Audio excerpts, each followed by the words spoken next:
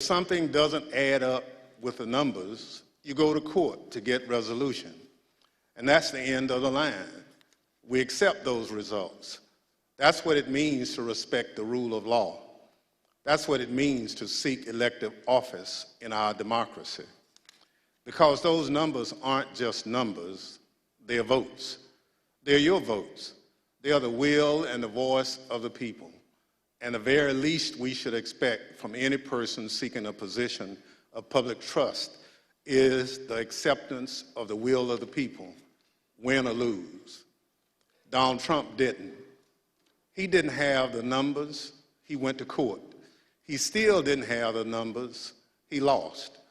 But he betrayed the trust of the American people. He ignored the will of the voters. He lied to his supporters and the country. And he tried to remain in office after the people had voted him out, and the courts upheld the will of the people.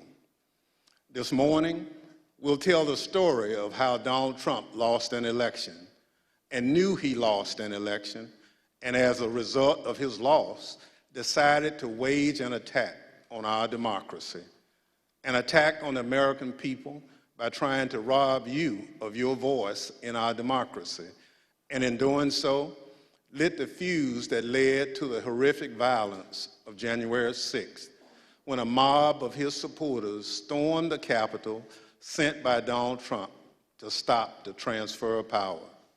Today, my colleague from California, Ms. Lofgren, and our witnesses will detail the Select Committee's findings on these matters. But first, I will recognize our distinguished Vice Chair, Ms. Cheney of Wyoming, for any opening statement she'd care to offer. Thank you very much, Mr. Chairman. Last week, as the Chairman noted, our committee began outlining a 7-part plan overseen by President Trump to overturn the 2020 election. Today, we will begin looking at the initial part of that plan, President Trump's effort to convince millions of Americans that the election was stolen from him by overwhelming fraud. A federal court has already reviewed elements of the committee's evidence on this point and said this, quote, "In the months following the election, numerous credible sources from the president's inner circle to agency leadership and statisticians informed President Trump and Dr. Eastman that there was no evidence of election fraud," close quote, sufficient to overturn the 2020 presidential election. The court's opinion methodically documents each of the principal reasons for that conclusion, and I would urge all those watching to read it. Today, we will begin to show the American people some of our evidence. Today, you will hear much more from former Attorney General Bill Barr's recorded testimony, and you will hear in greater detail what others in the department told President Trump, that his claims of election fraud were nonsense. You will also hear much more from President Trump's own campaign experts, who had also concluded that his fraud claims could not be supported. Let me focus briefly on just 3 points now. First, you will hear firsthand testimony that the president's campaign advisors urged him to await the counting of votes and not to declare victory on election night. The president understood even before the election that many more Biden voters had voted by mail because President Trump ignored the advice of his campaign experts and told his supporters only to vote in person. Barr's recorded testimony. And you will hear in greater detail what others in the department told President Trump, that his claims of election fraud were nonsense. You will also hear much more from President Trump's own campaign experts, who had also concluded that his fraud claims could not be supported. Let me focus briefly on just 3 points now. First, you will hear firsthand testimony that the president's campaign advisors urged him to await the counting of votes and not to declare victory on election night. The president understood even before the election that many more Biden voters had voted by mail because President Trump ignored the advice of his campaign experts and told his supporters only to vote in person. Donald Trump knew before the election that the counting of those mail-in ballots in several states would not begin until late in the day and would not be complete for multiple days. This was expected, reported, and widely known. You will also hear testimony that President Trump rejected the advice of his campaign experts on election night and instead followed the course recommended by an apparently inebriated Rudy Giuliani to just claim he won and insist that the vote counting stop, to falsely claim everything was fraudulent. He falsely told the American people that the election was not legitimate. In his words, quote, a major fraud. Millions of Americans believed him. Second, pay attention to what Donald Trump and his legal team said repeatedly about Dominion voting machines. Far-flung conspiracies with a deceased Venezuelan communist allegedly pulling the strings. This was, quote, complete nonsense, as Bill Barr said. President Trump's own campaign advisors, his Department of Justice, and his cybersecurity experts all told him the same thing. Here, for example, is White House lawyer Eric Hirschman. His view was shared by many of the Trump team whom we interviewed. I thought the Dominion stuff was, I never saw any evidence whatsoever to sustain those allegations. And third, as Mike Pence's staff started to get a sense for what Donald Trump had planned for January 6th, they called the campaign experts to give them a briefing on election fraud and all the other election claims. On January 2nd, the general counsel of the Trump campaign, Matthew Morgan, this is the campaign's chief lawyer, summarized what the campaign had concluded weeks earlier, that none of the arguments about fraud or anything else could actually change the outcome of the election. Generally discussed on that topic was whether the fraud, maladministration, abuse, or irregularities, if aggregated and read most favorably to the campaign, would that be outcome determinative? And I think everyone's assessment in the room, at least amongst the staff, Mark Short, myself, and Greg Jacob, was that it was not sufficient to be outcome determinative. As is obvious, this was before the attack on the Capitol. The Trump campaign legal team knew there was no legitimate argument, fraud, irregularities, or anything to overturn the election. And yet President Trump went ahead with his plans for January 6th anyway. Mr. Chairman, hundreds of our countrymen have faced criminal charges. Many are serving criminal sentences because they believed what Donald Trump said about the election, and they acted on it. They came to Washington, D.C. at his request. They marched on the Capitol at his request. And hundreds of them besieged and invaded the building at the heart of our constitutional republic. As one conservative editorial board put it recently, quote, Mr. Trump betrayed his supporters by conning them on January 6th, and he is still doing it. Another conservative editorial board that has long supported President Trump said last week, Donald Trump, quote, won't stop insisting that 2020 was stolen, even though he has offered no proof that that is true. And this, Donald Trump now, quote, clings to more fantastical theories, such as Dinesh D'Souza's debunked 2,000 mules, even as recounts in Arizona, Georgia, and Wisconsin confirm Trump lost. Those are the correct conclusions to draw from the evidence gathered by this committee. We have much more evidence to show the American people on this point than we can reasonably show in one hearing. But today, we will begin. Thank you, Mr. Chairman. I yield back.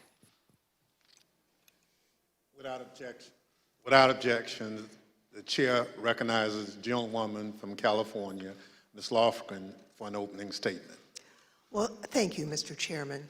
In our opening hearing, we gave an overview of our investigation into the January 6th attack. The plot to overthrow the election was complex and had many parts, which we'll explore in remaining hearings.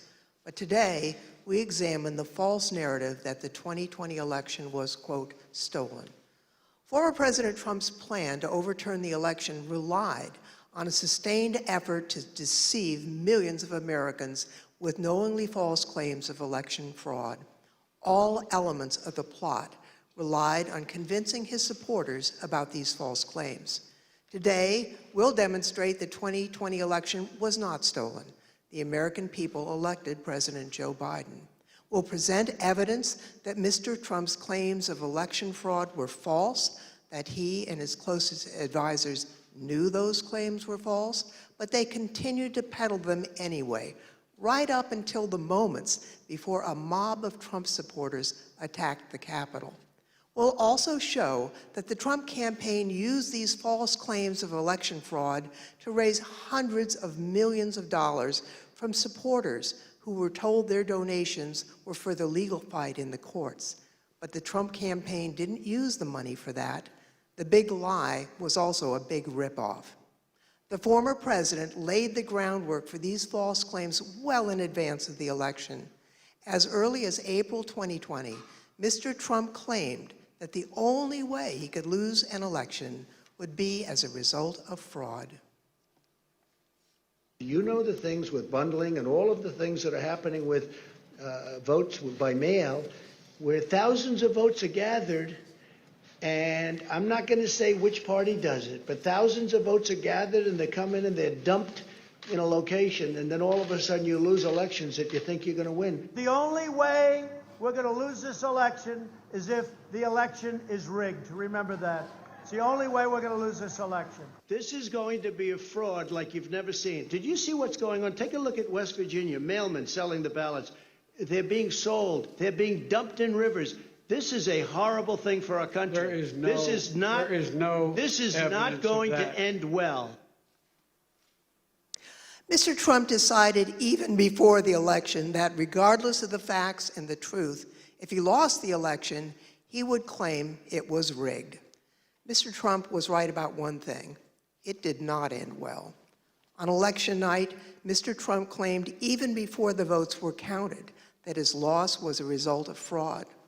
Now, Thursday, we had testimony from Attorney General Barr about the Department of Justice investigation of Mr. Trump's fraud claims. Barr told Trump directly that his claims were BS. Yet, after hearing the truth and that warning from the AG, Mr. Trump continued to peddle the false claims of fraud. You'll hear detailed testimony from Attorney General Barr describing the various election fraud claims the Department of Justice investigated. He'll tell you how he told Mr. Trump repeatedly that there was no merit to those claims.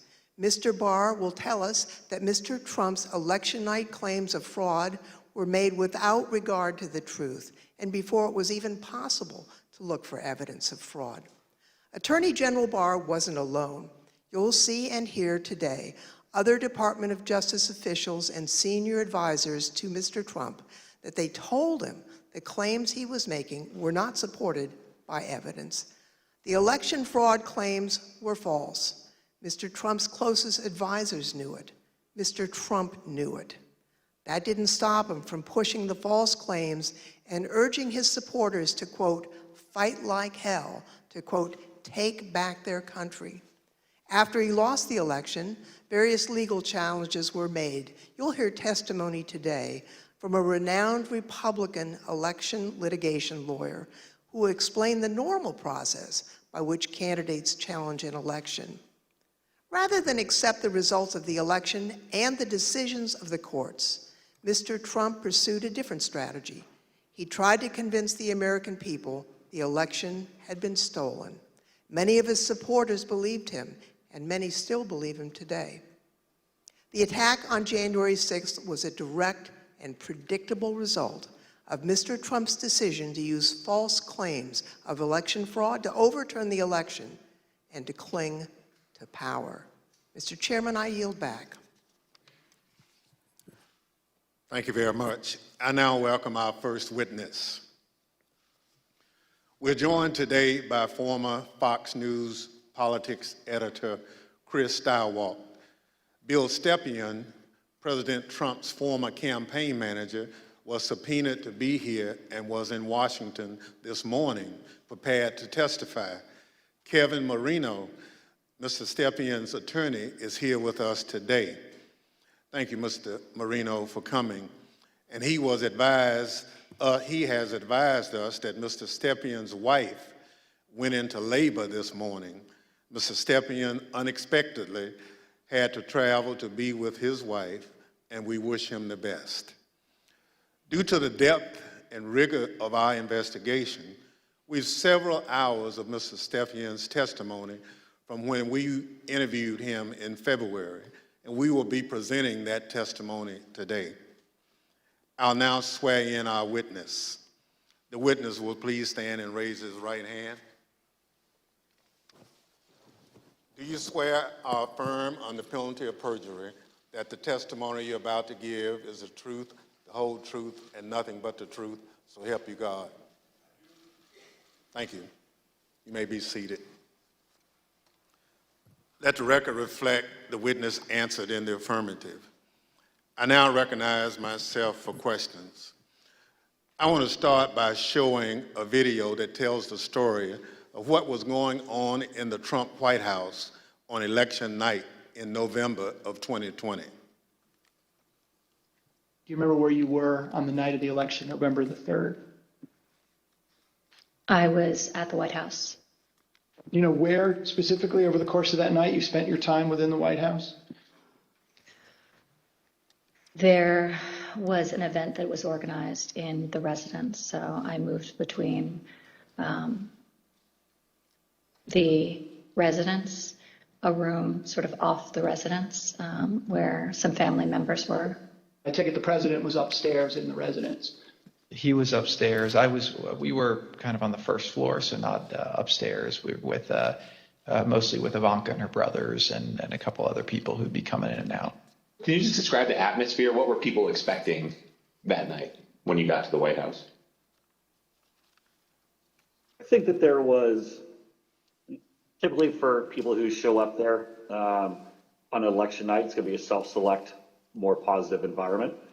I think people were a little bit nervous, not knowing what was going to happen with the red wave or the red Mirage as the debate was being carried out. The Fox News Decision Desk is calling Arizona for Joe Biden. That is a big get for the Biden campaign. Arizona's called. Do you remember that? I do. What do you remember happening where you were when Arizona was called? There was surprise at the call. Who was surprised? Most everyone in the room. Were you being one of them? Yes. Did that shift the atmosphere or the attitude in the White House? Completely.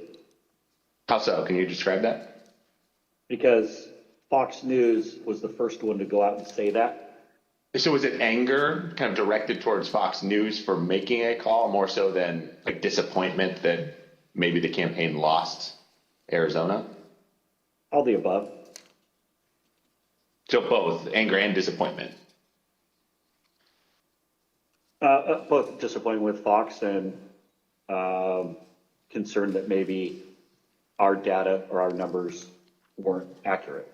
Were you in the White House residence during the sort of past midnight into the early morning hours of November 4th? Yes, oh sure. It went over beyond midnight, yes. Conversation. A lot of conversations were directed my way. A few of us, myself, Jason Miller, Justin Clark, and Mark Meadows, gathered in a room off the map room to listen to whatever Rudy presumably wanted to say to the president. Was there anyone in that conversation who, in your observation, had too much to drink? Like Mayor Giuliani. Tell me more about that. What was your observation about his potential intoxication during that discussion about what the president should say when he's addressed the nation on election night? And the mayor was definitely intoxicated, but I do not know his level of intoxication when he spoke with the president, for example.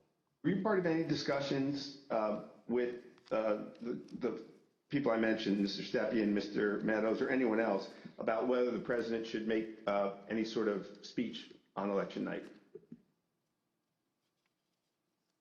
I mean, I spoke to the president. They may have been present, but president spoke to the president several times that night. There were suggestions by, I believe it was Mayor Giuliani, to go and declare victory and say that we'd won it outright. It was far too early to be making any calls like that. Ballots were still being counted. Ballots were still going to be counted for days. And it was far too early to be making any proclamation like that. I remember saying that, to the best of my memory, I was saying that we should not go and declare victory until we had a better sense of the numbers.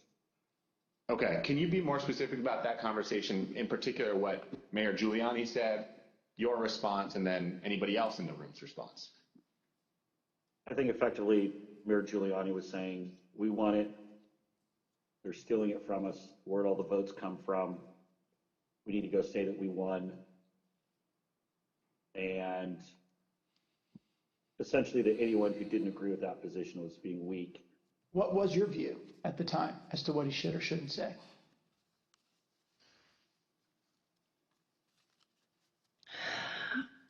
I don't know that I had a firm view as to what he should say in that circumstance. The results were still being counted. It was becoming clear that the race would not be called on election night. My belief, my recommendation was to say that votes were still being counted. It's too early to tell, too early to call the race, but you know, we proud of the race we ran, and we, you know, think we're in good position, and we'll have more to say about this, you know, the next day or the next day, whenever we had something to say. And did anybody who was a part of that conversation disagree with your message? Yes. Who was that? The president disagreed with that. I don't recall the particular words. He thought I was wrong. He told me so, and you know, that they were gonna, you know, go in a you know, he was gonna go in a different direction. This is a fraud on the American public. This is an embarrassment to our country. We were getting ready to win this election. Frankly, we did win this election. We did win this election.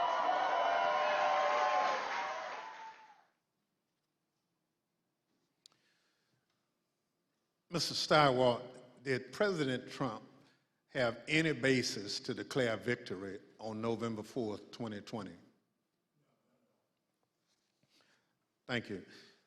Mr. Stepien also testified that President Trump had no basis for declaring victory at that point in time.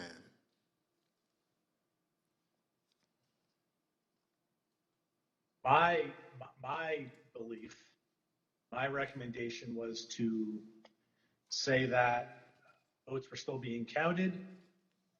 It's too early to tell, too early to call the race, but you know, we proud of the race we ran, and we, you know, think we're in good position, and we'll have more to say about this, you know, the next day or the next day, whenever we had something to say. Thank you. Mr. Stirewalt, after the votes were counted, who won the presidential election of 2020? Joseph Robinette Biden, Jr. of the great state of Delaware. Thank you. That's the bottom line. We've had an election. Mr. Trump lost, but he refused to accept the results of the democratic process. Pursuant to Section 5C8 of House Resolution 503, I now recognize the gentlewoman from California, Ms. Lofgren, for questions. Well, thank you, Mr. Chairman.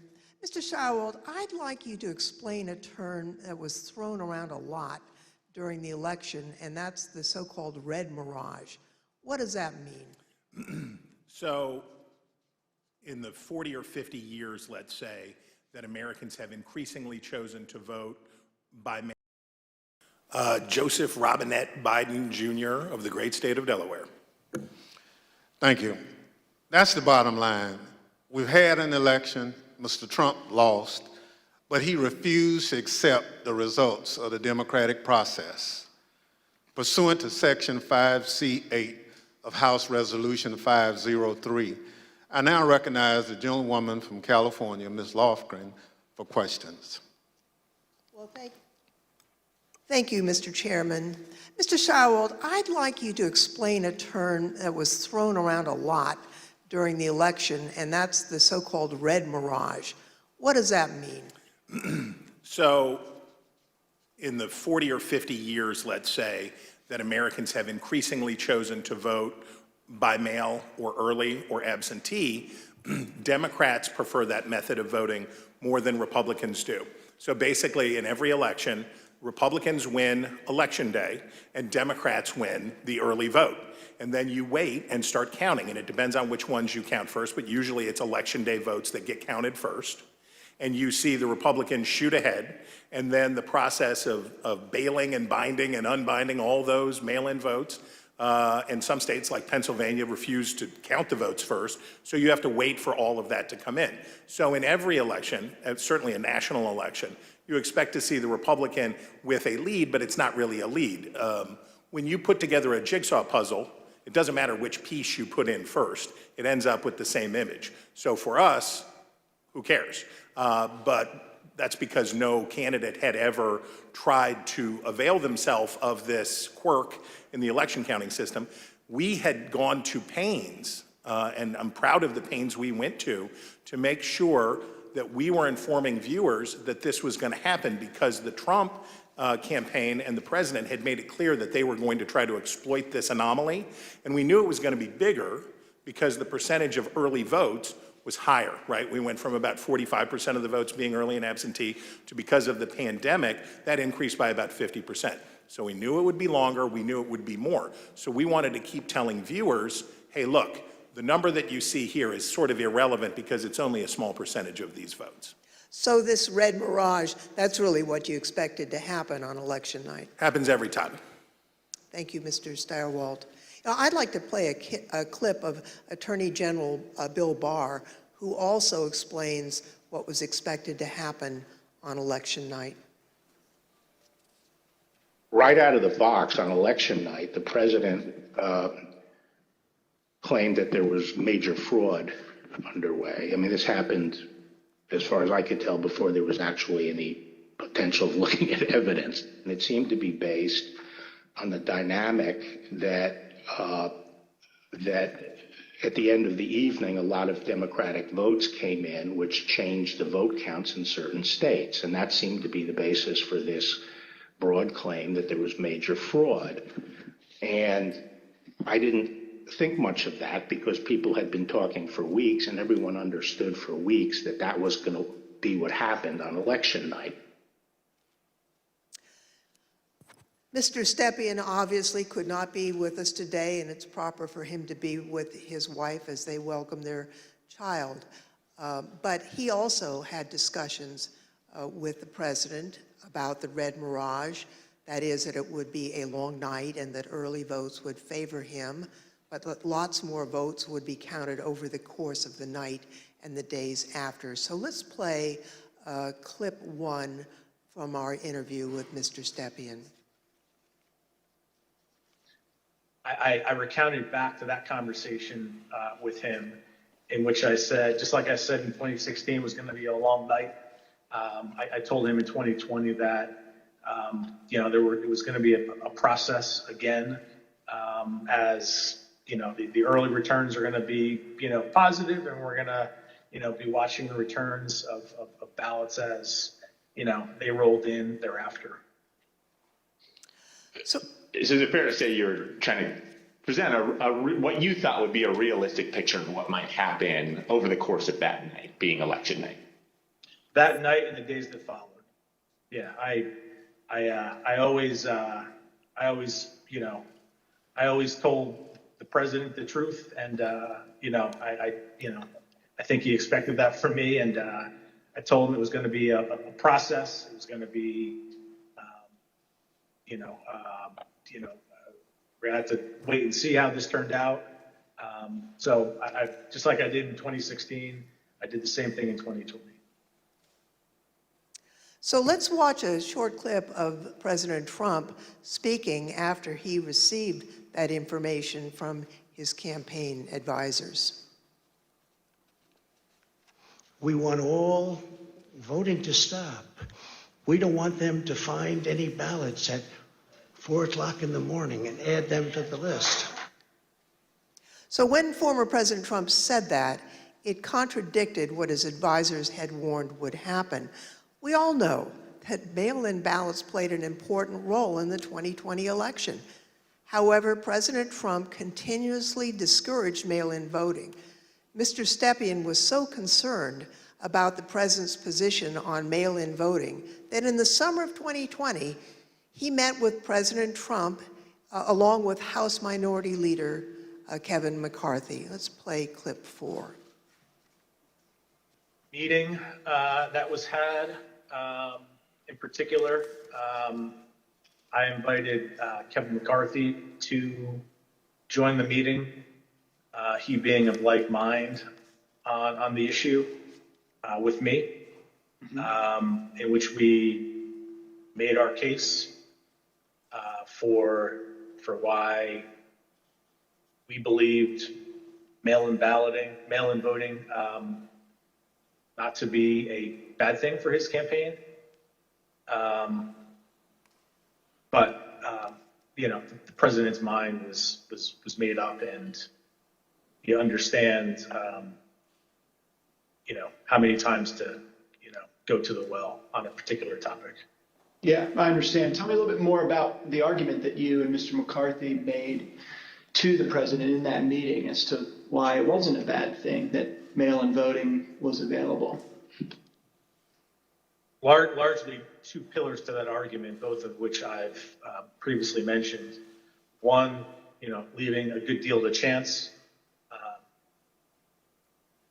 pushing or urging your voters to vote only on election day leaves a lot to chance. That's A. And B, also previously mentioned, the fact that the Trump campaign, the Republican National Committee, the Republican Party had an advantage of grassroots workers and volunteers on the ground that would allow, an advantage to enhance return rates of ballots that were mailed. Those were the two pillars of the argument. I see. And what, if anything, do you recall Representative McCarthy saying during that meeting? We were echoing the same argument. I mean, his words echoed mine, and vice versa on those two topics. Mr. Stirewalt, you were at the decision desk at Fox News on election night, and you called Arizona early for President Biden, which was controversial. How did you make that call, and where did you think the race stood in the early hours of the next day? Well, it was really controversial to our competitors who we beat so badly by making the correct call first. Our decision desk was the best in the business, and I was very proud to be a part of it. Because we had partnered with the Associated Press and the National Opinion Research Center at the University of Chicago, thanks to my colleague and friend Arnon Mishkin, had built a wonderful device for forecasting the outcomes of elections. So we had a different set of data than our competitors did. We had more research, and we had a better system, and we had a great team. So what you're waiting to see is, do the actual votes match up with the expectations in the poll? The real votes are testing the quality of your poll in targeted precincts and in targeted places. And let me tell you, our poll in Arizona was beautiful. And it was doing just what we wanted it to do, and it was cooking up just right. And at some point, and I forget exactly who, but at some point it became clear that Arizona was getting ready to make a call. So we, my boss, Bill Salmon, said we're not making any call until everybody says yes, because that was always our policy, unanimity. And you have to understand, in this room, you have, the best. People from academia, Democrats, Republicans, a broad cross-section of people who had worked together for a decade, who are really serious about this stuff. So we knew it would be a consequential call because it was one of 5 states that really mattered, right? Wisconsin, Michigan, Pennsylvania, Georgia, Arizona were the ones that we were watching. We knew it would be significant to call any one of those 5, but we already knew Trump's chances were very small and getting smaller based on what we had seen. So we were able to make the call early. We were able to beat the competition. We looked around the room, everybody says yay, and on we go. And by the time we found out how much everybody was freaking out and losing their minds over this call, we were already trying to call the next state. We had already moved on. We were to Georgia, we were to North Carolina, we were looking at these other states. So we thought we were pleased, but not surprised. I see. After the election, as of November 7th, in your judgment, what were the chances of President Trump winning the election? After that point? Yes. None. I mean, I guess it's always possible that you could have, a truckload of ballots be found somewhere, I suppose. But once you get into this space, ahead of today, I thought about what are the largest margins that could ever be overturned by a recount, and the kind of stuff that we heard Mike Pence talking about, sounding like a normal Republican that night when he said, we'll keep every challenge. Nothing like that. In a recount, you're talking about hundreds of votes. When we think about calling a race, one of the things that we would think about is it outside the margin of a recount? And when we think about that margin, we think about, in modern history, you're talking about 1,000 votes, 1,500 votes at the way, way outside. Normally, you're talking about hundreds of votes, maybe 300 votes that are going to change. So the idea that through any normal process in any of these states, remember, he had to do it thrice, right? He needed 3 of these states to change.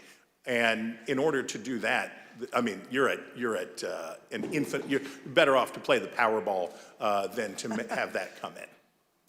On November 7th, the other major news outlets called the race for President Biden. Now, Mr. Stepien told the committee that he thought the odds were, and this is a quote, very, very, very bleak, and held a meeting with the president that same day. Let's show clip 8, video clip 8. I mean, with each day that wore on, I mean, the trajectory of the race, on election night, Trump ahead in many states. And as that week wore on, as the 3rd became the 4th, became the 5th, and so on and so forth, and the vote by mail ballots were tabulated, Trump's lead, grew more narrow, and in some places, Biden surpassed, Trump in the vote totals. So as the week wore on, as we paid attention to those numbers multiple times a day, internally, I was feeling less confident for sure. What was your view on the state of the election at that point? Very, very, very bleak. We told him, the group that went over there outlined, my belief in chances for success at this point, and then we pegged it at 5, maybe 10% based on recounts that either were automatically initiated or could be initiated based on realistic legal challenges, not all the legal challenges that eventually were pursued. But it was my belief is that it was a very, very, 5 to 10%. It's not a very good optimistic outlook. Now, as President Trump and others continued to claim that the election was stolen, there were lawyers who were a part of the campaign lawyers, who were responsible for investigating the fraud claims. That includes Alex Cannon, who could not validate the claims that were being made, including those being made by the president. Let's roll video 13. This is an email. It's two emails, actually. The first is from Alex Cannon to you and Faith McPherson. And then you forward that email on to Mark Meadows, Justin Clark, and Jason Miller, the subject being AZ Federal ID Voters. If you look at the original email there, it says, Bill, we completed the AZ analysis you requested. I assume that's about Arizona. And because of the substantial uncertainty surrounding the databases, this is a highly unreliable way to identify ineligible voters. Can you explain the task that you gave to Ms. Cannon for this Arizona analysis? Sure. Previously, I described some of my frustration with some of the claims that people would throw at President Trump regarding, you need to look at this, this happened in this state or that happened in that state. And it would be, those would flow to us to look into. I talked about that before, I think. Yep. This is an example of that. I recall in Arizona, someone had thrown out, I believe this to be the claim, that there were thousands of illegal citizens, people not eligible to vote, having cast their ballots in Arizona. Someone had thrown out that claim to President Trump. And with, the margins being as close as they were, as I previously described, that could potentially matter. So this wild claim is thrown out, which, on its face didn't seem, realistic or possible to me. I asked Alex to look at the claim, and I haven't read this full email, but I recall the response to that. The reality of that was not illegal citizens voting in the election. I think it was like overseas voters voting in the election. So obviously, people who were eligible to vote. When these findings were passed up the chain to President Trump, he became frustrated and he replaced the campaign's legal team. Let's play clip 14. I think the president, it was during the second week where things like you displayed were occurring, where he was growing increasingly unhappy with his team, me less so because I was less involved at this point, but still me growing increasingly unhappy with Justin Clark, and that kind of paved the way for Justin to be moved out and Mayor Giuliani to be moved in as the person in charge of the legal side of the campaign, and for all intents and purposes, the campaign at that point. Now, when Mr. Stepien became campaign manager, he was the second Trump campaign manager for the 2020 race, and there were only about 115 days until Election Day. So let's play the video. I inherited a campaign that was, the day I was hired was, I believe, President Trump's low point in the 2020 daily average polling against President Biden. It was a campaign at a low point in the polls. It was structurally and fiscally deficient.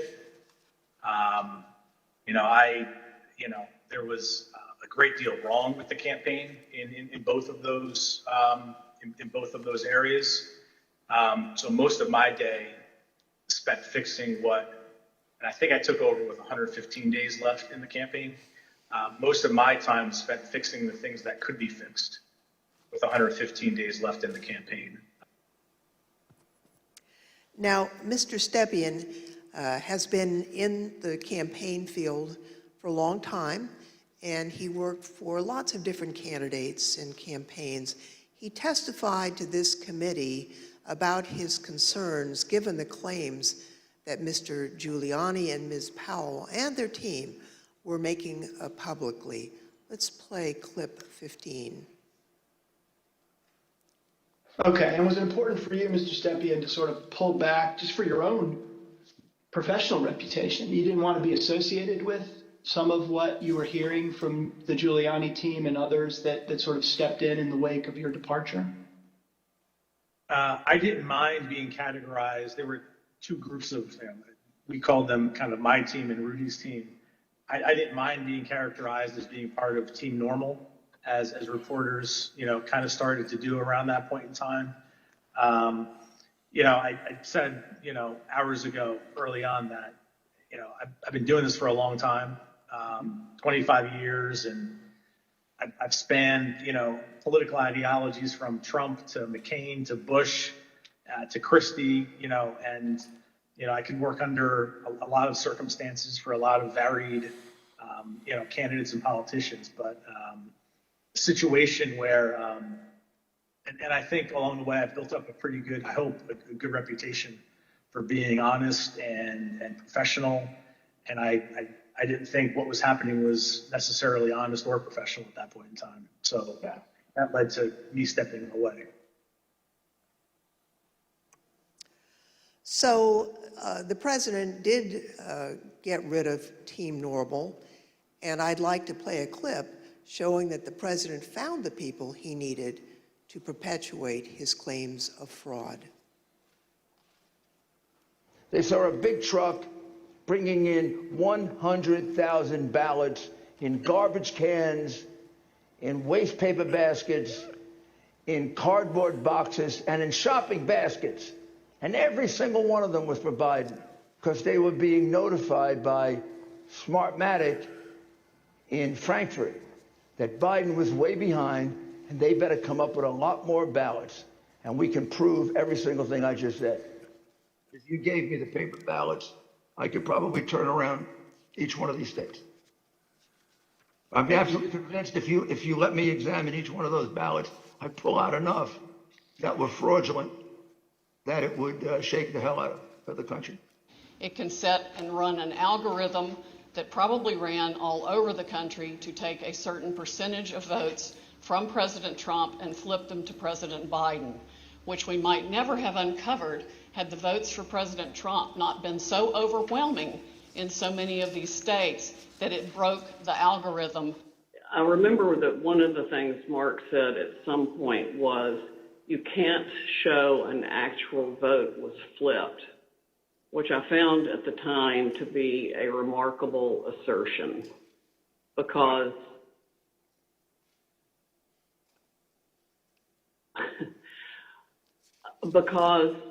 you don't have to have the gun to see the body lying on the floor bleeding out with 5 bullet holes in it was killed by a gun. What they were proposing, I thought was nuts. And the theory was also completely nuts, right? I mean, it was a combination of Italians, Germans. I mean, different things have been floating around as to who was involved. I remember Hugo Chavez and the Venezuelan. She has an affidavit from somebody who says they wrote a software in, it's something with the Philippines, and just all over the radar. Did you ever share, Mr. Kushner, your view of Mr. Giuliani? Did you ever share your perspective about him with the president?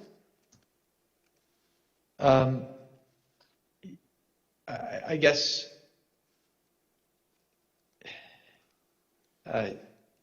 yes. Tell me what you said. Basically, not the approach I would take if I was you. Okay. And how did he react? How did President Trump react when you shared that view with him? We said, I have confidence in Rudy. I think I had conversations with probably all of our council who are signed up to assist on Election Day as they disengaged with the campaign. The general consensus was that the law firms were not comfortable making the arguments that Rudy Giuliani was making publicly. I seem to recall that I had a similar conversation with most all of them. I made it clear I did not agree with the idea of saying the election was stolen and putting out this stuff, which I told the president was bullshit. And, I didn't want to be a part of it, and that's one of the reasons that went into me deciding to leave when I did. Even Sidney Powell, defending herself in a defamation lawsuit brought by Dominion Voting Systems, argued that, quote, no reasonable person would conclude that her statements were truly statements of fact. Mr. Chairman, I yield back. I thank the witness for joining us today. The first panel is now dismissed.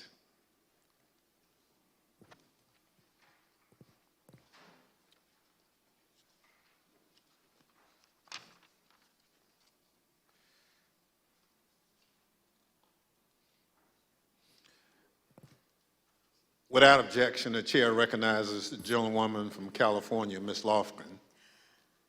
Thank you, Mr. Chairman. Last week, we presented the testimony of former Attorney General Bill Barr, who testified before this committee. Today, we present additional evidence, including his testimony that former President Trump started making claims of election fraud immediately after the election, and that Barr concluded the claims were untrue.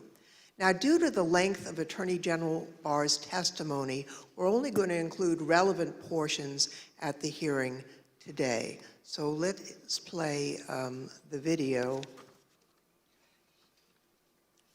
The department, in fact, when we received specific and credible allegations of fraud, made an effort to look into these to satisfy ourselves that they were without merit. And I was in the posture of trying to figure out, there was an avalanche of all these allegations of fraud that built up over a number of days, and it was like playing whack-a-mole because something would come out one day and then the next day it would be another issue. Also, I was influenced by the fact that all the early claims that I understood were completely bogus and silly and usually based on complete misinformation. And so I didn't consider the quality of claims right out of the box to give me any, feeling that there was really substance here. For the first time since the election, the Attorney General spoke personally with the President on November 23rd, and this was at the White House. Let's play the video, please. So on November 23rd, I hadn't spoken to the president since the election, and in fact, as I said, since the middle of October, roughly. And it was a little getting awkward because obviously he had lost the election and I hadn't said anything to him. And so Cipollone said, I think it's time you come over here. And so I came over to meet with the president in the Oval Office, and Meadows and Cipollone were there. And the president, and this is leading up to this conversation with Kushner, the president said there had been major fraud and that as soon as the facts were out, the results of the election would be reversed. And he went on this for quite a while, as he's prone to do. And then he got to something that I was expecting, which is to say that apparently the Department of Justice doesn't think that it has a role of looking into these fraud claims. So I said, that has to be the campaign that raises that with the state. The department doesn't take side in elections, and the department is not an extension of your legal team. And our role is to investigate fraud, and we'll look at something if it's specific, credible, and could have affected the outcome of the election, and we're doing that. And it's just not, they're just not meritorious. They're not panning out. And as I walked out of the Oval Office, Jared was there with Dan Scavino, who ran the president's social media, and who I thought was a reasonable guy and believe is a reasonable guy. And I said, how long is he going to carry on with this stolen election stuff? Where's this going to go? And by that time, Meadows had caught up with me, and leaving the office, and caught up with me and said that he said, look, I think that he's becoming more realistic and knows that there's a limit to how far he can take this. And then Jared said, yeah, we're working on this. We're working on it. Even after his attorney general told him his claims of election fraud were false, President Trump continued to promote these claims. I felt that things continued to deteriorate between the 23rd and the weekend of the 29th. And then on November 29th, he appeared on Maria Bartiromo's show, Sunday Futures, I believe it was, and he said that the department was missing in action. Well, no, we had glitches where they moved thousands of votes from my account to Biden's account, and these are glitches. So they're not glitches, they're theft, they're fraud, absolute fraud. This election was over, and then they did dumps. They call them dumps, big, massive dumps in Michigan and Pennsylvania and all over. How the FBI and Department of Justice, I don't know, maybe they're involved, but how people are allowed to get away from this stuff with this stuff is unbelievable. Now, spurred by what he saw, Barr told the Associated Press on December 1st that there was no evidence of election fraud. And immediately after Attorney General Barr's statement went public, Mr. Trump berated and he nearly fired Barr. But Barr persisted in telling the president that there was no evidence to support the fraud claims. This got under my skin, but I also felt it was time for me to say something. So I set up a lunch with the AP reporter, Mike Balsamo, and I told him at lunch, I made this statement that to date we have not seen fraud on a scale that could have affected a different outcome in the election. I had a later meeting scheduled at the White House at 3 o'clock with Meadows. This was previously scheduled, so I knew this was going to come up, and I went over there and I told my secretary that I thought I would probably be fired and told not to go home. I mean, not to go back to my office. So I said, you might have to pack up for me. And so when I got over there, I met with the chief of staff. He said the president was angry. He didn't really get into the issue of the fraud. And then I went up to Pat Cipollone's office and we were talking with each other. And word came down that he wanted us both to go to the Oval. And the president was as mad as I've ever seen him, and he was trying to control himself. And the president said, well, this is killing me. You didn't have to say this. You must have said this because you hate Trump. You hate Trump. And then he raised the big vote dump, as he called it, in Detroit. And that, he said people saw boxes coming into the counting station at all hours of the morning and so forth. And I explained to him that at that point, I knew the exact number of precincts in Detroit. I think it was 630 something. I said, Mr. President, there are 630 precincts in Detroit, and unlike elsewhere in the state, they centralized the counting process, so they're not counted in each precinct. They're moved to counting stations, and so the normal process would involve boxes coming in at all different hours. So there's nothing. And I said, did anyone point out to you, did all the people complaining about it point out to you, you actually did better in Detroit than you did last time? I mean, there's no indication of fraud in Detroit. And I told him that the stuff that his people were shoveling out to the public was bullshit. I mean, that the claims of fraud were bullshit. And, he was indignant about that. And I reiterated that they'd wasted a whole month on these claims on the Dominion voting machines, and they were idiotic claims. And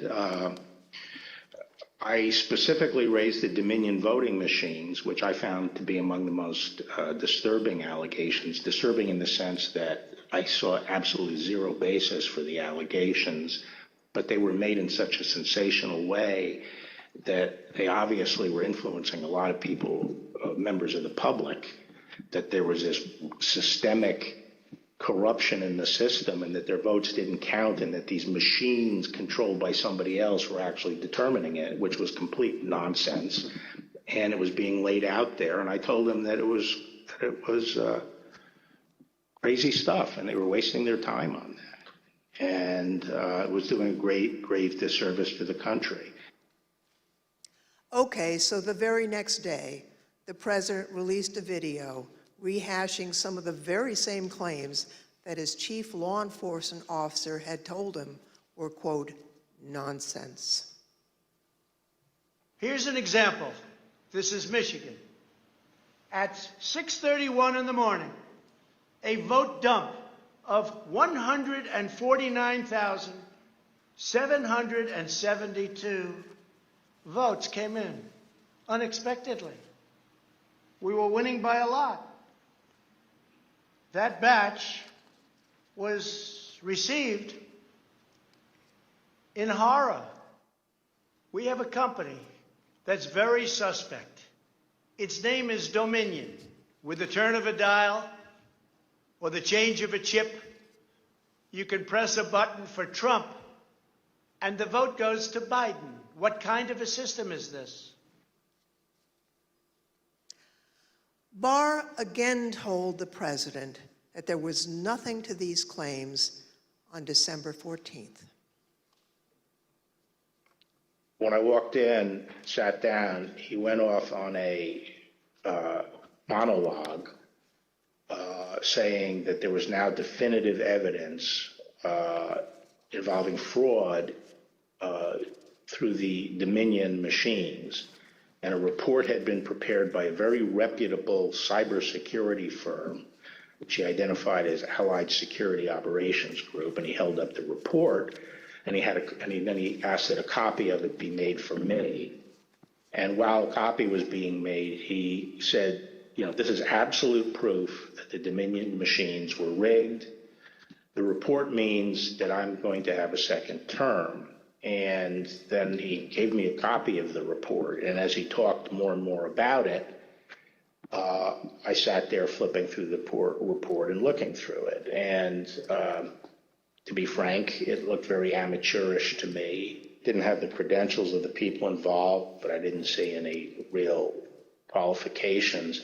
And the statements were made very conclusory, like, these machines were designed to, engage in fraud or something to that effect, but I didn't see any supporting information for it. And I was somewhat demoralized because I thought, boy, if he really believes this stuff, he has, lost contact with he's become detached from reality if he really believes this stuff. On the other hand, when I went into this and would tell him how crazy some of these allegations were, there was never an indication of interest in what the actual facts were. In my opinion then, and my opinion now, is that the election was not stolen by fraud. And I haven't seen anything since the election that changes my mind on that, including the 2000 Mules movie. Well, maybe you can assess that 2,000 mules, and people are talking about that. Well, I mean, just in a nutshell, I just think the GBI was unimpressed with it, and I was similarly unimpressed with it because I think I was holding my fire on that to see what the photographic evidence was, because I thought, well, hell, if they have a lot of photographs of the same person dumping a lot of ballots in different boxes, that's hard to explain. So I wanted to see what the photographic evidence was. But the cell phone data is singularly unimpressive. I mean, basically, if you take 2 million cell phones and figure out where they are physically in a big city like Atlanta or wherever, just by definition, you're going to find many hundreds of them have passed by and spent time in the vicinity of these boxes. And the premise that if you go by a box, 5 boxes or whatever it was, that's a mule is just indefensible. It by definition, you're going to have hundreds of this. I mean, I saw one contractor said, we figured out that our truck alone would account for 6 cell phone signals. This was some kind of contractor, and our route would take us by these things on a regular basis. So but then when the movie came out, I think the photographic evidence in it was completely I mean, there was a little bit of it, but it was lacking. It didn't establish widespread illegal harvesting. The other thing is people don't understand is that it's not clear that even if you can show harvesting, that changes the results of the election. The courts are not going to throw out votes and then figure out what votes were harvested and throw them out. It's still the burden on the challenging party to show that illegal votes were cast. Votes were the result of undue influence or bribes, or there was really, the person was non compos mentis. But absent that evidence, I just didn't see courts throwing out votes anyway. I felt that before the election, it was possible to talk sense to the president. And while you sometimes had to engage in, a big wrestling match with him, that it was possible to keep things on track. But I felt that after the election, he didn't seem to be listening, and I didn't think it was, that I was inclined not to stay around if he wasn't listening to advice from me or his other cabinet secretaries. So on December 14th, Barr quit. Now, the Attorney General wasn't the only person who told the president that his claims were false. Other officials and close advisors told him the same thing. Rather than try to address a counterfactual or a hypothetical, let me just say there were instances where the president would say, people are telling me this, or I've heard this, or I saw on television, this impropriety in Atlanta or Pennsylvania or something. And we were in a position to say, our people have already looked at that, and we know that you're getting bad information, that's not correct. It's been demonstrated to be incorrect from our point of view, and been debunked. A month and a half or so after the election day, and at that meeting, various allegations of fraud were discussed, and Eric and Pat didn't, told the group, the president included, that none of those allegations had been substantiated to the point where they could be the basis for any litigation challenge to the election. President Trump's own vice president and his top advisors also knew that there wasn't evidence to support the claims that the president was making. Anyone else other than Mr. Meadows who asked you about the status outside of your legal group, Mr. Morgan and the others you mentioned, anyone else who asked you the status of what you were finding in your assessment of it? Yes, sir. Who's that? Peter Navarro. When did you talk to Mr. Navarro? Mid-November. Around the same time as Mr. Meadows? Yes, sir. And tell me about that conversation. I recall him asking me questions about Dominion and maybe some other categories of allegations of voter fraud. And I remember telling him that I didn't believe the Dominion allegations because I thought the hand recount in Georgia would resolve any issues with a technology problem and with Dominion or Dominion flipping votes. And I mentioned at that time that the CISA Chris Krebs had recently released a report saying that the election was secure. And I believe Mr. Navarro accused me of being an agent of the deep state working with Chris Krebs against the president. And I never took another phone call from Mr. Navarro.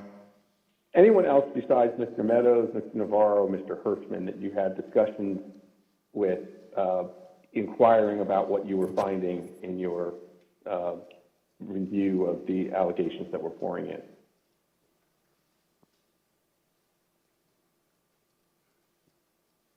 I believe I had about a 15-second conversation with the vice president about it as well. When was that? During one of the visits to the White House. I don't know which one. I think it was the first one in November. I had met him briefly at the campaign, and he remembered me and saw me. And he asked what I was doing on the campaign, and I told him that, we were looking into some of the issues related to voter fraud. And he asked me, I don't remember his exact words, but he asked me if we were finding anything.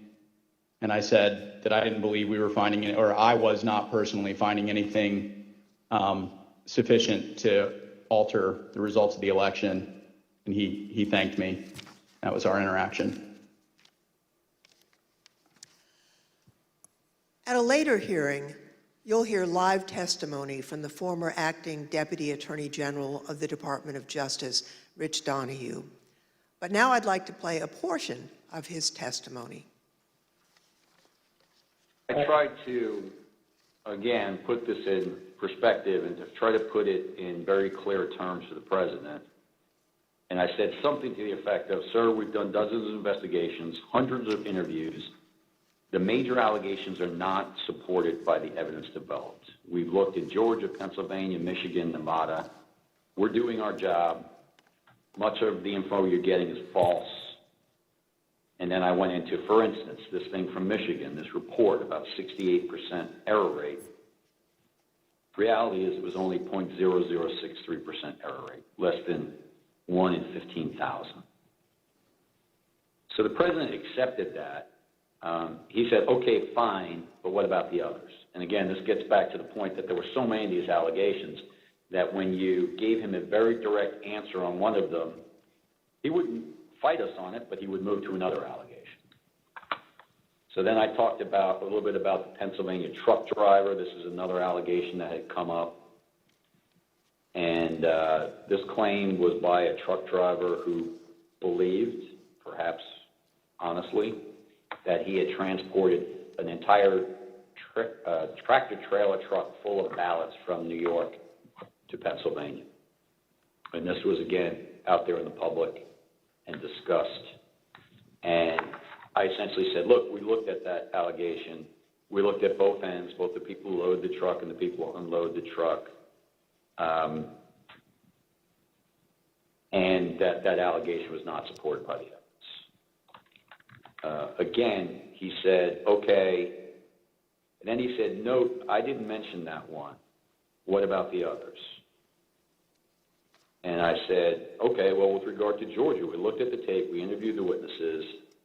There is no suitcase. The president kept fixating on this suitcase that supposedly had fraudulent ballots, and that the suitcase was rolled out from under the table. And I said, no, sir, there is no suitcase. You can watch that video over and over. There is no suitcase. There is a wheeled bin where they carry the ballots, and that's just how they move ballots around that facility. There's nothing suspicious about that at all. I told them that there was no multiple scanning of the ballots. One part of that allegation was that they were taking one ballot and scanning it through 3 or 4 or 5 times to rack up votes, presumably for Vice President Biden. I told them that the video did not support that. Then he went off on double voting. At the top of the next page, he said, dead people are voting. Indians are getting paid to vote. He meant people on Native American reservations. He said there's lots of fraud going on here. Told him flat out that much of the information he's getting is false and or just not supported by the evidence. We look at the allegations, but they don't pan out. Mr. Barr and his advisors were not the only ones who determined that the president's allegations regarding Dominion voting machines were false. So, Mr. Chairman, I ask unanimous consent to include in the record of this hearing reports issued by the Department of Homeland Security's Cybersecurity and Infrastructure Security Agency, otherwise known as CISA, that addressed and rejected the claims of manipulation of voting machines in the 2020 election. Without objection, so ordered. Thank you, Mr. Chairman. I also ask unanimous consent to include in the record a report prepared by the Michigan Senate Oversight Committee that disproved claims of election fraud in Michigan, as well as a statement by 59 of the country's leading election security scientists, noting the absence of any credible evidence that the 2020 election had been altered through technical compromise, and 5 other reports from organizations and individuals confirming there was no widespread fraud in the 2020 election or describing the spread of the former president's lies. Without objection, so ordered. Thank you, Mr. Chairman, and I yield back. Pursuant to the order of the committee for today, the chair declares the committee in recess for a period of approximately 10 minutes.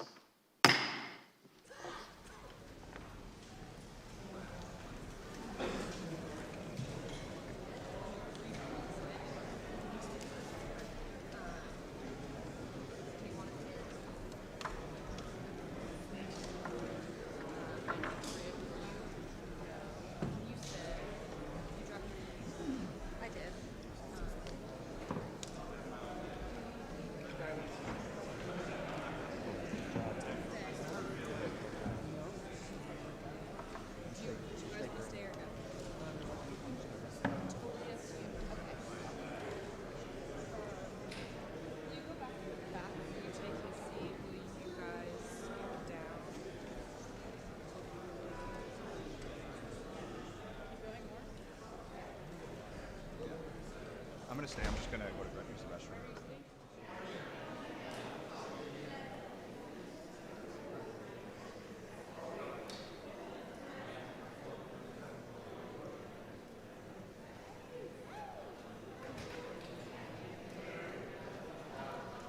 Thank you for coming.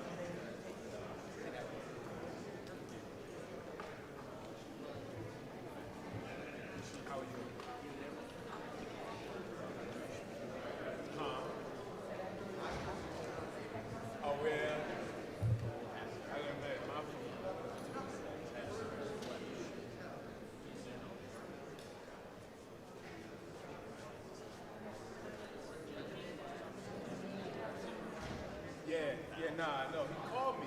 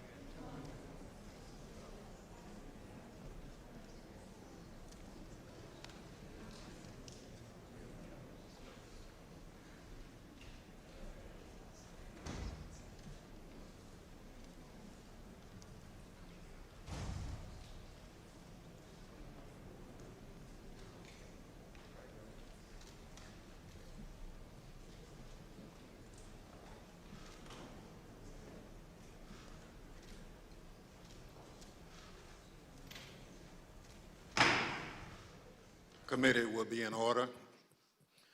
I now welcome our second panel of witnesses. We're joined today by B.J. Pack, Al Smith, and Ben Ginsberg. Mr. Pack is a former United States Attorney for the Northern District of Georgia. Mr. Smith is a former city commissioner for the city of Philadelphia, where he served for more than 10 years. Mr. Ginsberg is one of the leading election law attorneys to 2000, where he represented George W. Bush in the Bush v. Gore litigation. I will now swear in our witnesses. Please stand and raise your right hand. Do you swear or affirm on the penalty of perjury that the testimony you're about to give is the truth, the whole truth, and nothing but the truth? So help you God. Thank you. Please be seated.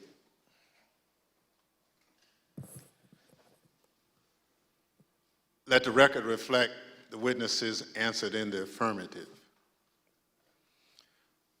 Pursuant to Section 5C8 of House Resolution 503, I now recognize the gentlewoman from California, Ms. Lofgren, for questions.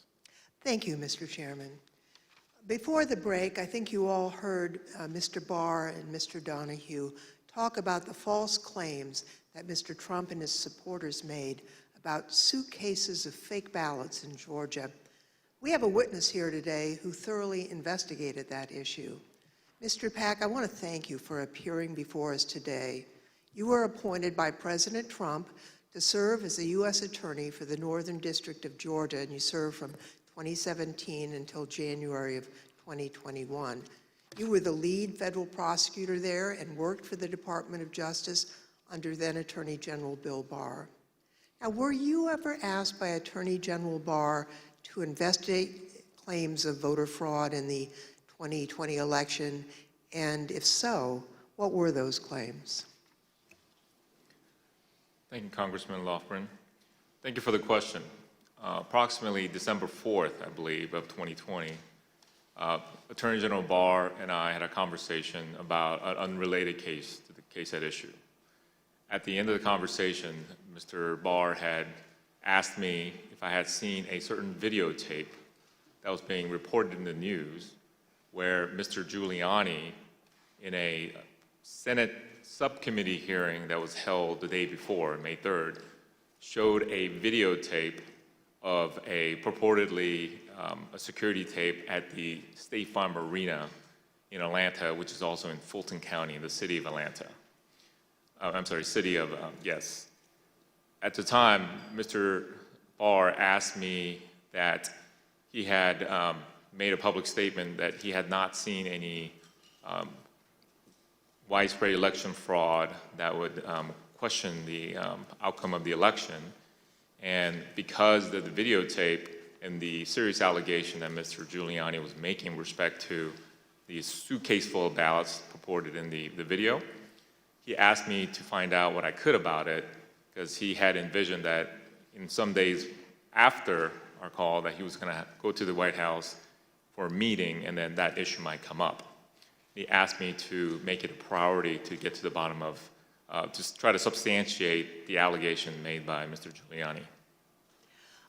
Thank you. I understand the Georgia Secretary of State's office investigated those State Farm Arena allegations and didn't find any evidence of fraud. What did you find when your office conducted its own investigation?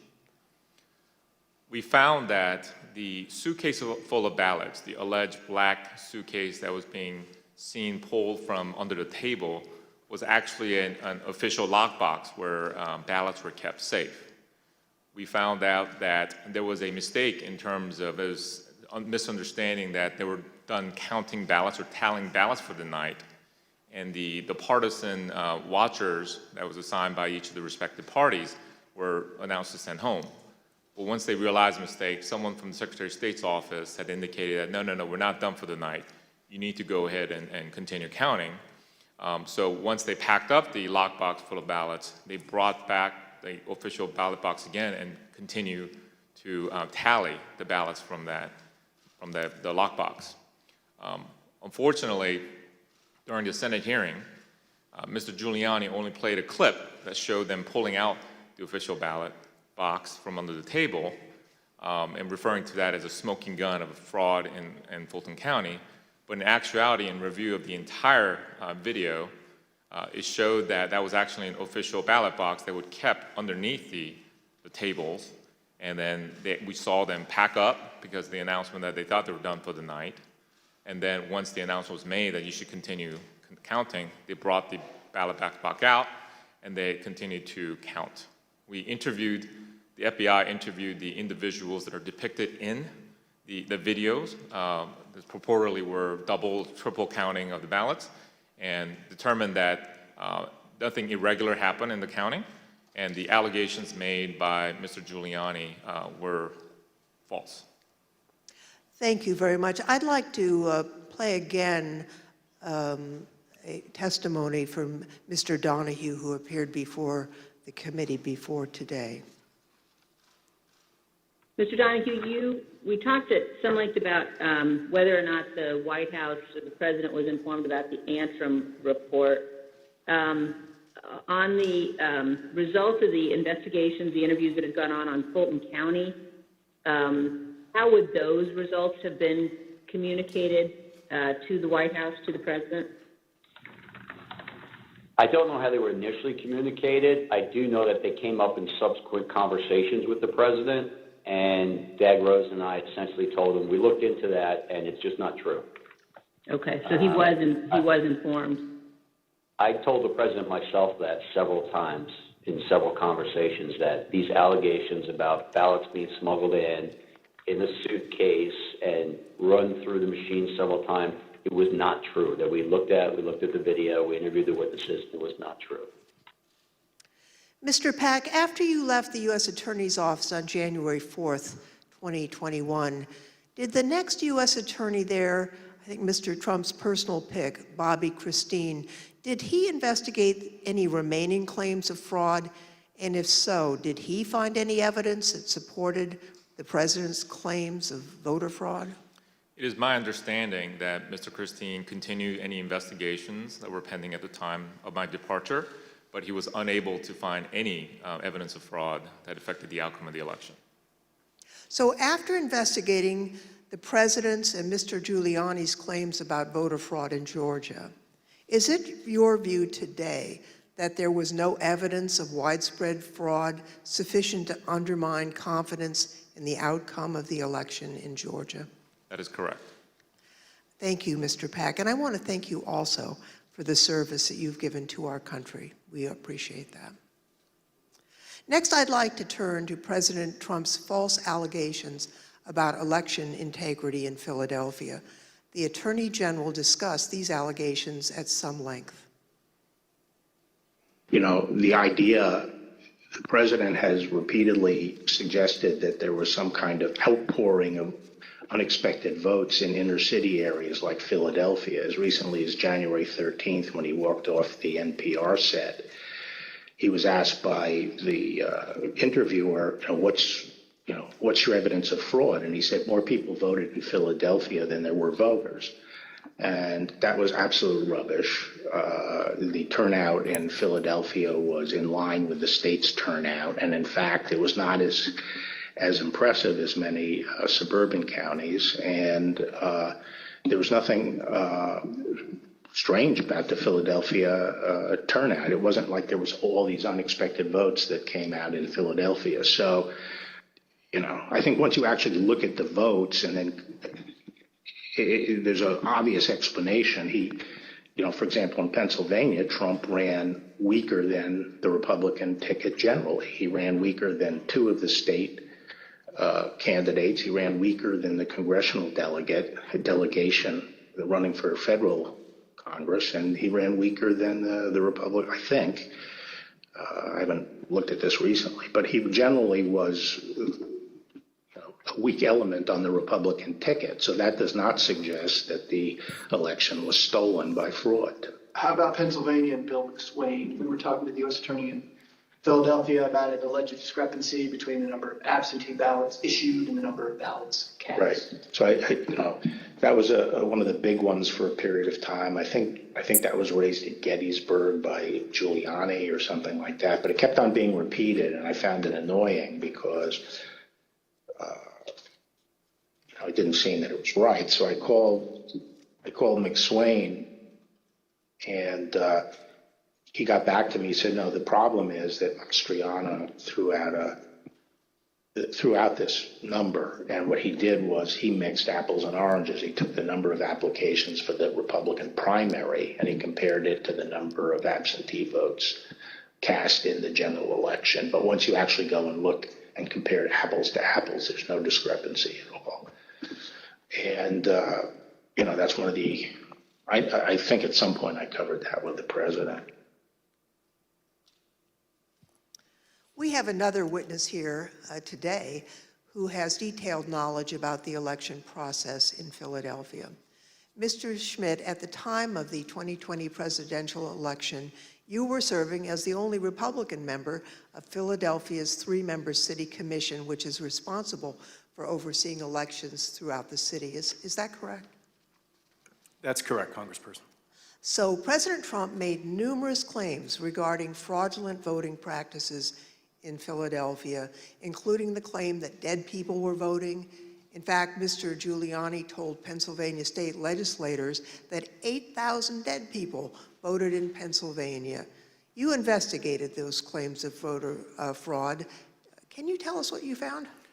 Not only was there not evidence of 8,000 dead voters voting in Pennsylvania, there wasn't evidence of 8. We took seriously every case that was referred to us, no matter how fantastical, no matter how absurd, and took every one of those seriously, including these. As it turns out, even Mr. Trump's campaign lawyers knew that the dead voter claims weren't valid. I guess the crooks in Philadelphia are disappointed in this. They only submitted 8,021 ballots from dead people, mail-in ballots for dead people. It's probably easier for dead people to submit mail-in ballots than it is to vote in person. Rudy was, at this stage of his life, in the same ability to manage things at this level or not. And obviously, I think Bernie Kerik publicly said it. They never proved the allegations that they were making, and they were trying to develop. Mr. Schmidt, on November 11th, 2020, President Trump tweeted about you, saying, and here's a quote, "A guy named Al Schmidt, a Philadelphia commissioner and so-called Republican, or rhino, is being used big time by the fake news media to explain how honest things were with respect to the election in Philadelphia. He refuses to look at a mountain of corruption, dishonesty. We win." As a result of that tweet and the CNN interview you gave where you stated the dead voter claims in Pennsylvania were false, you and your staff were subjected to disturbing threats. Can you tell us about that? The threats prior to that tweet, and on some level it feels almost silly to talk about a tweet, but we can really see the impact that they have, because prior to that, the threats were pretty general in nature. Corrupt election officials in Philadelphia are going to get what's coming to them. You're what the Second Amendment is for. You're walking into the lion's den, all sorts of things like that. After the president tweeted at me by name, calling me out the way that he did, the threats became much more specific, much more graphic, and included not just me by name, but included members of my family by name, their ages, our address, pictures of our home, just every bit of detail that you could imagine. That was what changed with that tweet. Behind me are That was what changed with that tweet. Behind me are redacted threats that you received, that you provided to the committee. Now, we redacted portions of the text to protect your family. Mr. Schmidt, I think I speak for all of my colleagues when I say we are deeply sorry for what you and your loved ones have been through. And I also want to thank you for your service to your country and for standing up for the rule of law. I want to thank both Mr. Pack and Mr. Schmidt for their service, their testimony, and for standing up for the rule of law. Now I'd like to turn to another subject. The courts in our country provide a legitimate venue for campaigns to challenge what they view as irregular election practices. Now, courts have the final say on how the law applies to those challenges. We have a renowned legal expert here to address the Trump campaign's activities in court. Mr. Ginsburg, you've spent your entire career representing Republicans in election-related litigation. You served as the National Counsel on Republican presidential campaigns in 2000, in 2004, and in 2012. You played a key role in the 2000 Florida recount that led to the Supreme Court's decision in Bush v. Gore. You served as the co-chair of the Presidential Commission on Election Administration. I think it's fair to say you're the most prominent Republican lawyer who's litigated in the election field. Now, you've analyzed the Trump campaign's litigation pretty carefully. What's the normal process for post-election litigation? How is the Trump campaign's different from the kinds of post-election litigation you've been involved in and know about? In the normal course of things, any campaign on the night of the election and the days after will do a couple of different things. One is that they'll analyze precinct results to look for abnormalities in the results, and they'll send people to those precincts to ask more questions. Secondly, all campaigns will have poll watchers and poll workers and observers in the polling place. And so campaigns will talk to those people if they saw any irregularities that could cause problems in the election. Now, the Trump campaign talked pre-election about having 50,000 poll workers. So presumably, they did have eyes on the ground in all these places. And so in the normal course of things, a campaign will analyze the reports that come in. Trump campaign had a couple of basic problems, however. Number one, the 2020 election was not close. In 2000, that was 537 and close. In this election, the most narrow margin was 10,000 and something in Arizona, and you just don't make up those sorts of numbers in recounts. And when the claims of fraud and irregularities were made, you've heard very compelling testimony from Mr. Stepien, from Matt Morgan, from Alex Cannon about those claims and how they didn't believe them. And so that put the Trump campaign on sort of a process of bringing cases without the actual evidence that you have to have in which the process is designed to bring out. So are you aware of any instance in which a court found the Trump campaign's fraud claims to be credible? No, there was never that instance. In all the cases that were brought, and I've looked at the more than 60 that include more than 180 counts, and no, the simple fact is that the Trump campaign did not make its case. The Select Committee has identified 62 post-election lawsuits filed by the Trump campaign and his allies between November 4th, 2020 and January 6th, 2021. Those cases resulted in 61 losses and only a single victory, which actually didn't affect the outcome for either candidate. Despite those 61 losses, President Trump and his allies claim that the courts refused to hear them out, and as a result, they never had their day in court. Mr. Ginsburg, what do you say about the claims that Mr. Trump wasn't given an opportunity to provide the evidence they had of voter fraud? Did they have their day in court? They did have their day in court. About half of those cases that you mentioned were dismissed at the procedural stage for a lack of standing. The proper people didn't bring the case, or there wasn't sufficient evidence and it got dismissed on a motion to dismiss. But in the other, there was discussion of the merits that was contained in the complaints. And in no instance did a court find that the charges of fraud were real. And it's also worth noting that even if the Trump campaign complained that it did not have its day in court, there have been post-election reviews in each of the 6 battleground states that could have made a difference. And those ranged from the somewhat farcical Cyber Ninjas case in Arizona to the Michigan Senate report that was mentioned earlier, the hand recount in Georgia that Mr. Pack addressed. And in each one of those instances, there was no credible evidence of fraud produced by the Trump campaign or his supporters. Thank you. You know, as Mr. Ginsburg has explained, there are no cases where the Trump campaign was able to convince a court that there was widespread fraud or irregularities in the 2020 election.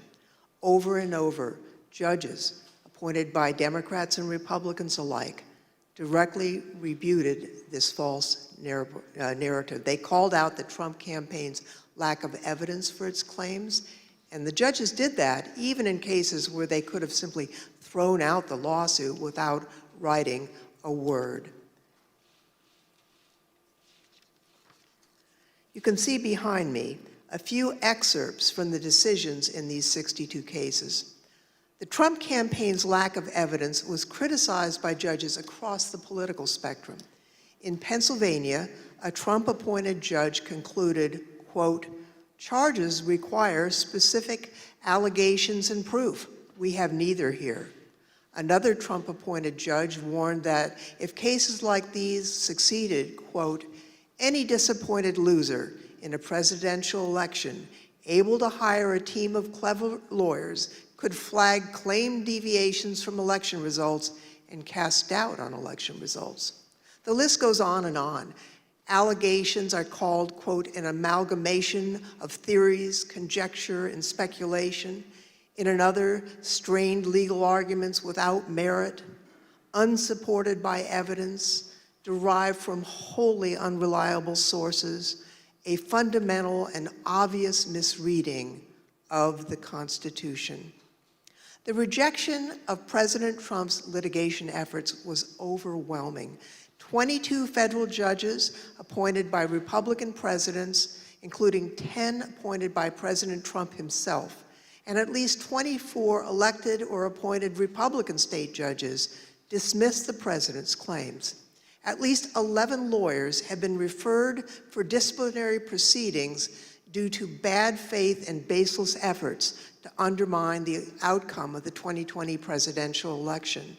Rudy Giuliani had his license to practice law suspended in New York, and just this week, a newly filed complaint will potentially make his suspension from practicing law in D.C. permanent.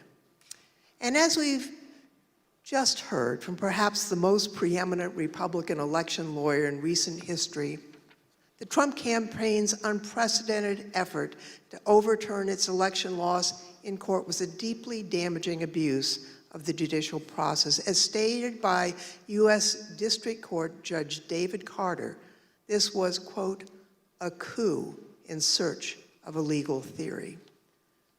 Thank you, Mr. Chairman. I yield back.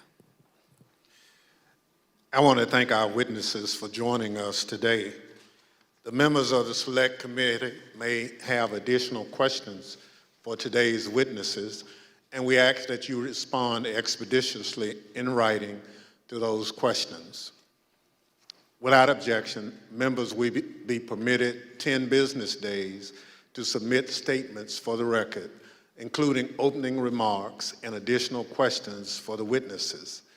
The second panel of witnesses is now dismissed.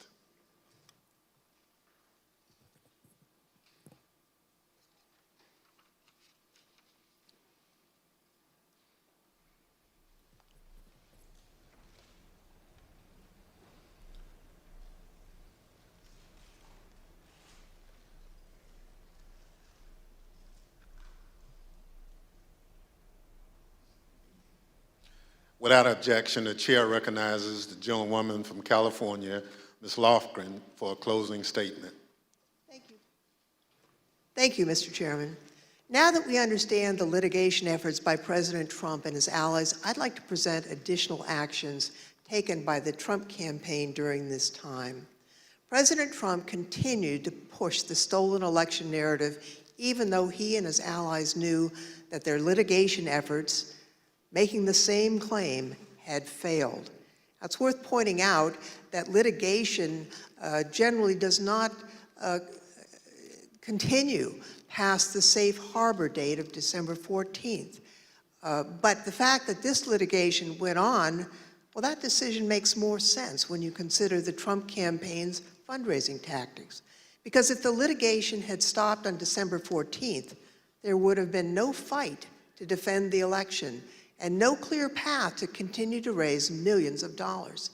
Mr. Chairman, at this time, I'd ask for unanimous consent to include in the record a video presentation describing how President Trump used the lies he told to raise millions of dollars from the American people. These fundraising schemes were also part of the effort to disseminate the false claims of election fraud. Without objection, so My name is Amanda Wick, and I'm Senior Investigative Counsel with the House Select Committee to investigate the January 6th attack on the United States Capitol.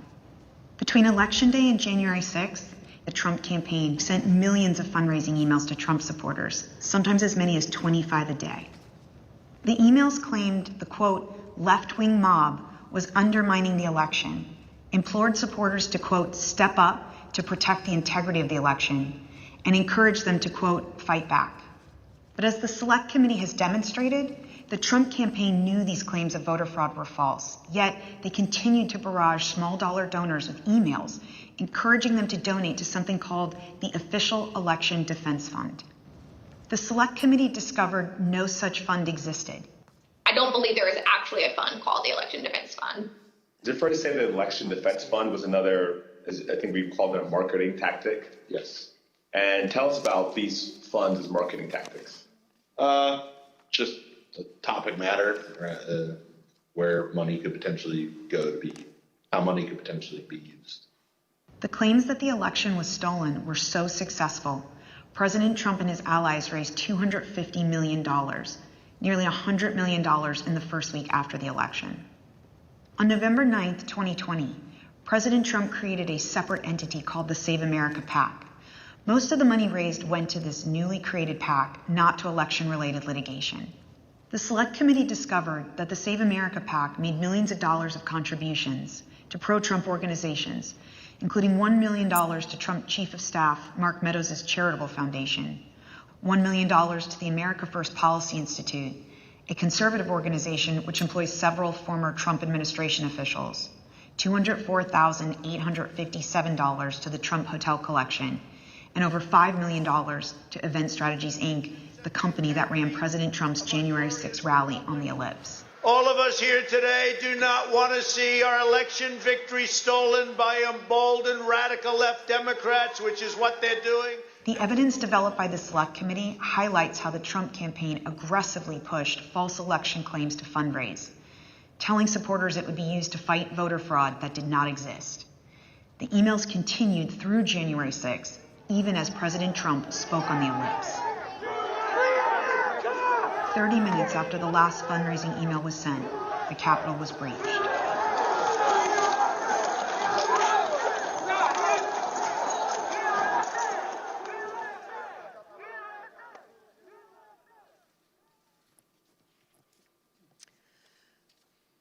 Every American is entitled and encouraged to participate in our electoral process. Political fundraising is part of that. Small dollar donors use scarce disposable income to support candidates and causes of their choosing, to make their voices heard. And those donors deserve the truth about what those funds will be used for.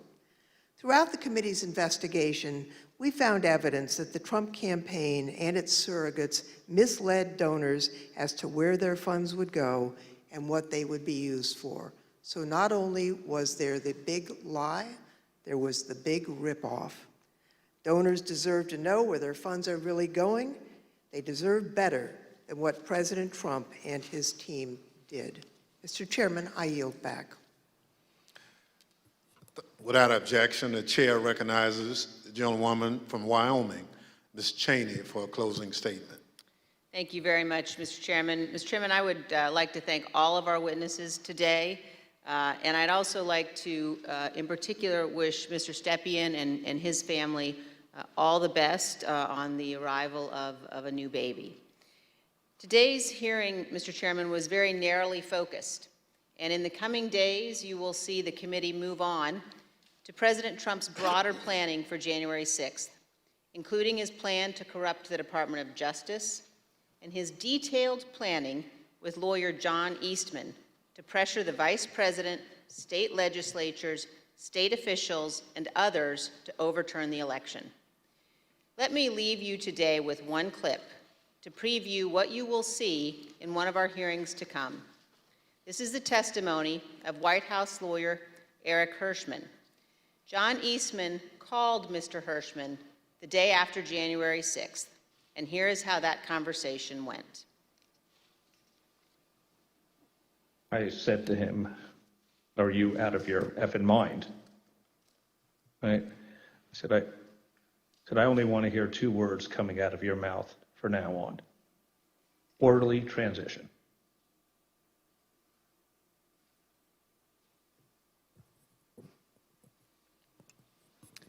Thank you, Mr. Chairman. I yield back. At the conclusion of last week's hearing, we showed you a video of rioters explaining why they had come to Washington on January 6th. It was because Donald Trump told them to be here. Today we heard about some of the lies Donald Trump embraced and amplified when it became clear he didn't have the numbers of votes to win the election. We heard about how officials at different levels of government explored claims of fraud and found no evidence, yet the former president continued to repeat those false claims over and over again. Today, we'll end things where we did on Thursday, back on January 6th, hearing words of individuals who wanted to stop the transfer of power. We know they were there because of Donald Trump. Now we hear some of the things they believed. Without objection, I enter into the record a video presentation. I know exactly what's going on right now. Fake election. They think they're gonna fucking cheat us out of our vote and put communist fucking Biden in office. It ain't fucking happening today, buddy. You voted? Yes, sir. How'd it go? Voted early. It went well, except for the can't really trust the software. Dominion software all over it. We voted, and right in the top right-hand corner of the Dominion voting machine that we used, there was a Wi-Fi symbol with 5 bars. So that most definitely connected to the internet, without a doubt. So they stole that from us twice. We're not doing it anymore. We're not taking it anymore. So we're standing up, we're here, and whatever happens, we're not laying down again. I'm from Pennsylvania. It didn't work. It absolutely worked. It didn't work. No. Trust the system. 200,000 people that weren't even registered voted. 430,000 votes disappeared from President Trump's tally. And you can't stand there and tell me that it worked. I don't want to say that what we're doing is right. But if the election's being stolen, what is it going to take?